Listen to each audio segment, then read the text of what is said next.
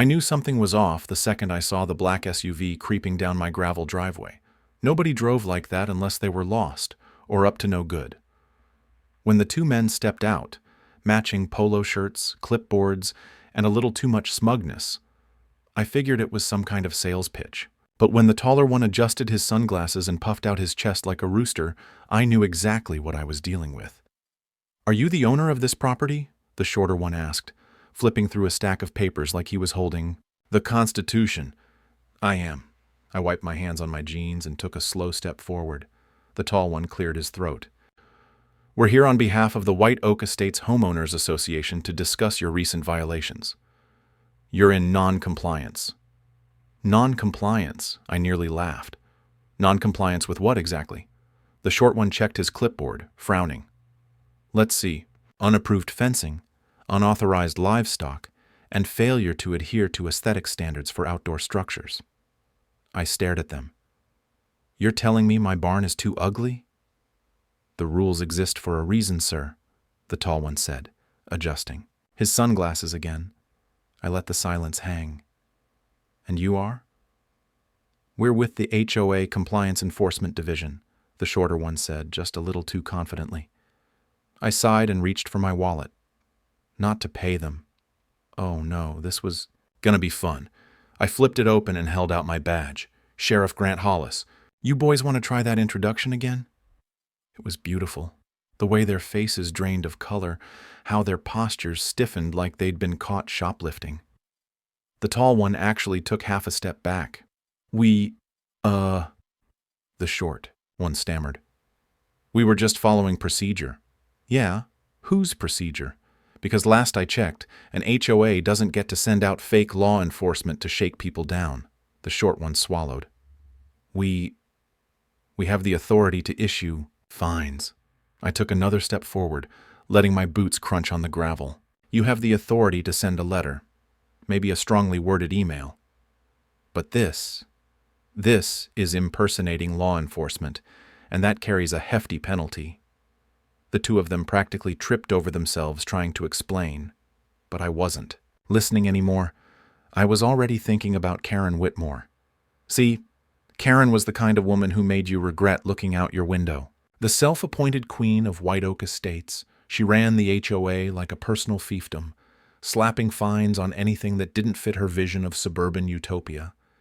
She'd been trying to sink her claws into my land ever since the county redrew the boundary lines, technically pulling my farm under the HOA's jurisdiction. I hadn't given her the time of day until now. This wasn't just about a fence or some made-up regulation. This was a power play, and I had no intention of losing. The next morning I found the notice duct-taped to my mailbox. Not just a standard letter. This thing was laminated. "Notice of violation, immediate compliance required." I shook my head. They'd even stamped it with some official-looking seal. I was halfway through reading when my neighbor Phil pulled up in his rusted pickup. He leaned out the window, sipping his coffee. "Let me guess. Karen?" I held up the notice. "Apparently, my barn's an eyesore." Phil chuckled.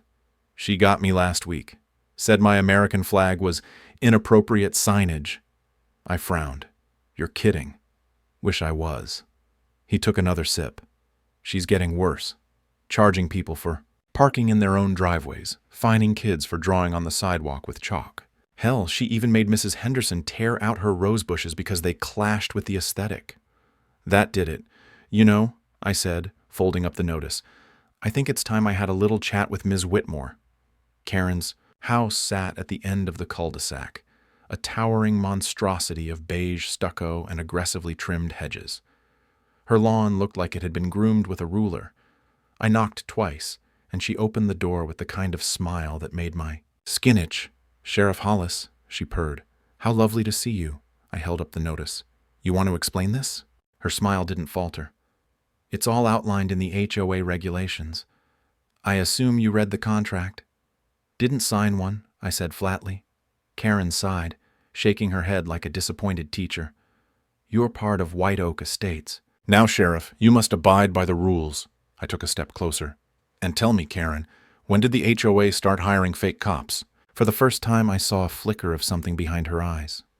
Annoyance. Maybe fear. I have no idea what you mean, she said coolly. I let the silence drag. See, here's the thing, Karen. The county doesn't recognize your little HOA authority, and last I checked, intimidation tactics aren't exactly legal. Her expression hardened. Are you threatening me? No, ma'am, just making an observation. She crossed her arms. If you refuse to comply, I'm afraid the HOA will have no choice but to escalate enforcement. I raised an eyebrow. Is that so? Her smile returned. You'll find we have ways of dealing with non-compliance. I stared at her, but she didn't flinch.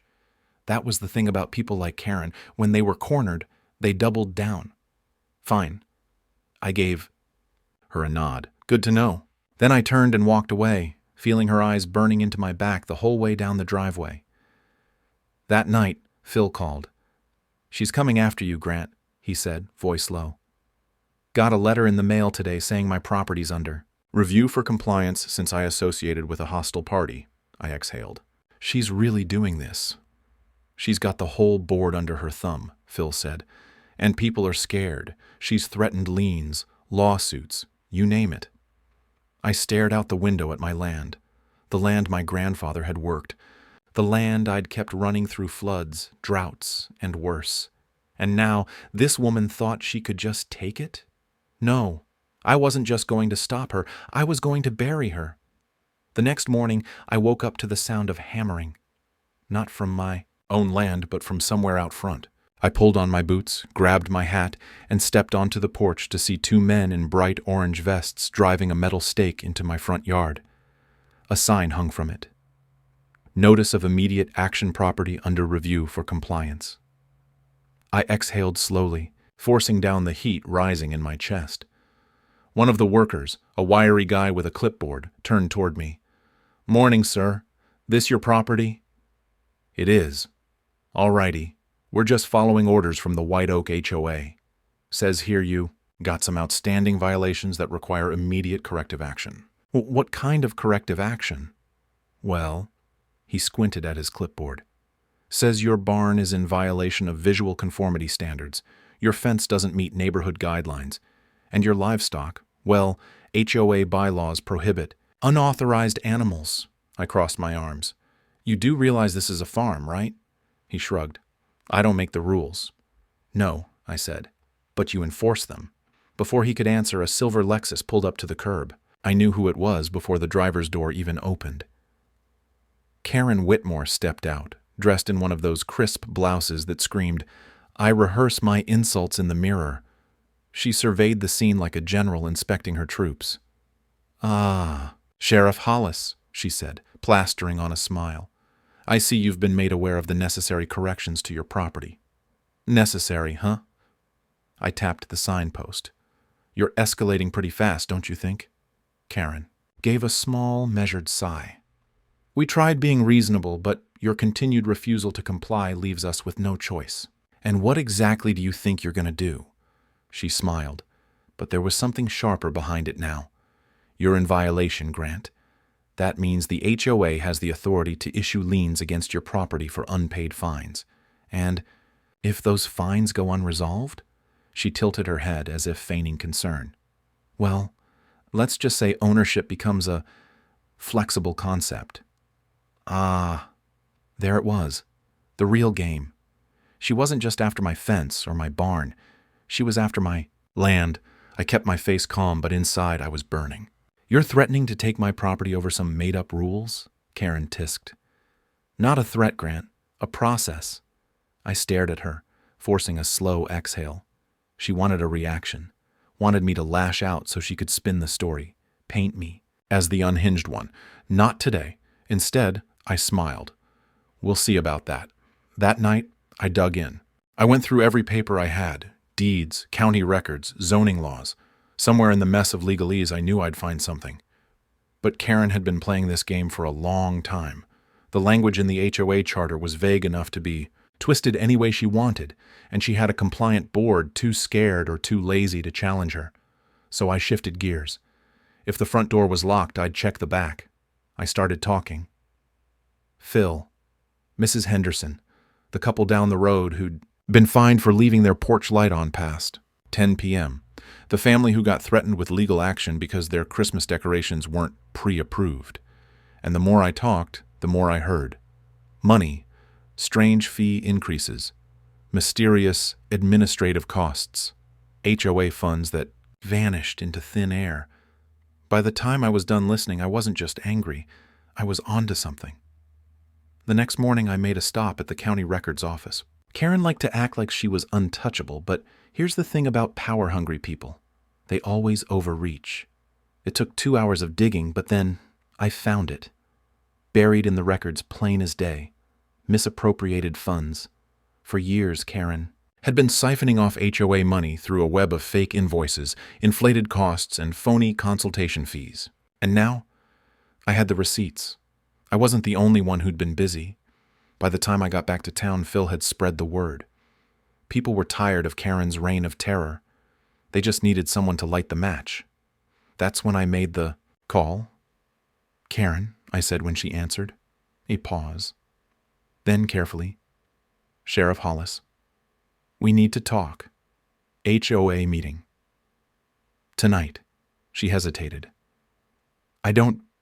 It's not a request." Silence. Then, "Very well." I hung up. Tonight, she was going to face the one thing she'd spent years avoiding. Accountability. The community center was packed. I counted at least 50 people, all of them murmuring, shifting in their seats. The air buzzed with something electric. Karen sat at the front, her usual poised self. But there was tension in her jaw. "Let's get this started," she said crisply. "I believe there's been some confusion regarding—" I stood up. "There's no confusion, Karen." A ripple of movement. People turned. Karen's expression didn't change, but I saw her grip tighten on the table. "Excuse me?" I pulled out a thick folder and tossed it onto the table in front of her. Financial records for the last 5 years. The murmuring grew louder. Karen's lips pressed into a thin line. "I don't see how this is relevant." "Oh, I think you do," I said. "You've been taking money, moving it around through fake expenses, consultation fees, and bogus fines." A hush fell. Karen let out a small laugh. "That's a very serious accusation, Sheriff, and one with no basis." I tapped the folder. "It's all here. Bank statements, transfers, even a few duplicate invoices you were careless enough to submit under 2 different names." Karen's mask cracked just for a second. "You thought no one would check," I said. "Thought you could just keep squeezing this town dry, but you got greedy, Karen," a voice called from the back. "You stole from us?" Another, "Where's our money, Karen?" People started murmuring, shouting. Karen stood, smoothing her blouse. "This is ridiculous. This is slander." I took a step forward. "No, Karen, this is justice." She opened her mouth, to deny, to deflect. But before she could say another word, the doors swung open, and in walked the real police. Her face drained of color. I smiled. Now she knew. She was finished. Karen's mouth opened, then closed. Her hands twitched, as if she wanted to grab the folder, to rip it apart, to make all the damning evidence disappear. But it was too late. The murmurs in the crowd were growing, shifting from confusion to anger, from disbelief to realization. A low hum of voices swelled as neighbors, her former subjects, turned against her. And then, from the back of the room, came the one voice that mattered most. "Karen Whitmore," the officer called out, stepping forward with handcuffs in one hand and a warrant in the other. "You are under arrest for embezzlement, fraud, and misappropriation of funds." The room erupted. Karen jolted back like she'd been slapped. "No," she gasped. "No, this is wrong. This is a mistake." She turned, eyes darting around wildly for help. The HOA board members who had once cowered in her shadow suddenly found the floor very interesting. The residents she had bullied and extorted for years sat in stone-cold silence, watching as the mighty queen of White Oak Estates unraveled before them. "Somebody do something," she shrieked, voice cracking. Nobody moved. Then Phil chuckled. It started as a small, quiet thing, but it spread, rippling through the crowd. Laughter. Karen whipped around to me, eyes blazing. "You!" she spat. I just gave her a little nod. The officer grabbed her by the wrist. "Ma'am, please stand." Her composure cracked completely. "You think you can do this to me?" she screeched, struggling as the officer snapped the cuffs around her wrists. "I run this neighborhood. I built this community. Without me, you're nothing but a pack of ungrateful, rule-breaking—" "Karen," I said, voice low. She whipped her head toward me, chest rising and falling with rapid, panicked breaths. I leaned in slightly. "You lost." For the first time, real fear flickered in her eyes. The officer gave her a little tug, and she staggered forward. The last thing she saw before she was hauled out the door was her kingdom crumbling. The news spread fast. Within 24 hours, Karen Whitmore was plastered all over local headlines. Turns out when you steal hundreds of thousands of dollars from a community, people start paying attention. And the best part? Her arrest was just the beginning. The board resigned, almost immediately, desperate to distance themselves from the disaster. Homeowners who had been too afraid to speak up were now coming forward with their own horror stories. Fraudulent liens, manufactured violations, threats of legal action over the most trivial nonsense. By the end of the week, the HOA was in full collapse. And I had one last play to make. The emergency town meeting was packed. Not with fear this time, but with something else. Something electric. "Enough is enough," Phil said, standing at the front. "This HOA has been bleeding us dry for years. And for what? A bunch of arbitrary rules and nonsense fees?" Murmurs. "Of agreement. We have a choice," he continued. "We can let another HOA take its place, or we can take back our community." People nodded, whispered.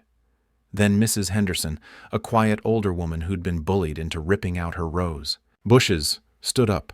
"I vote to dissolve the HOA," she said firmly. Silence.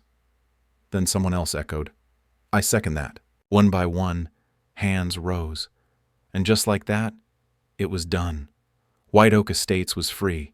The first thing I did was tear that damn sign out of my yard. The second thing I did was invite half the neighborhood over for a bonfire.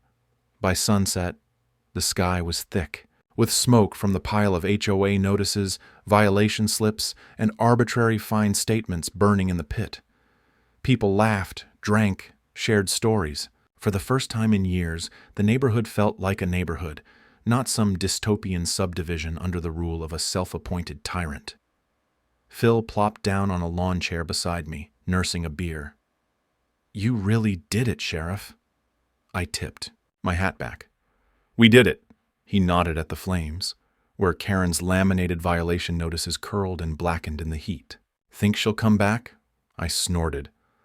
"Not unless she wants to be tarred and feathered." He laughed. The night carried on, the weight of the past finally lifting. The HOA was dead. Karen was facing years in court. And this place, the place my grandfather built, the place I swore I'd protect, was finally back in the hands of the people who actually lived here. Of course, some things never change. "Grant," Mrs. Henderson called from across the yard. "Your fence is still an eyesore." I smirked. "File a complaint." She grinned, raised her drink, and joined the laughter. The war was over, and White Oak Estates was finally home again.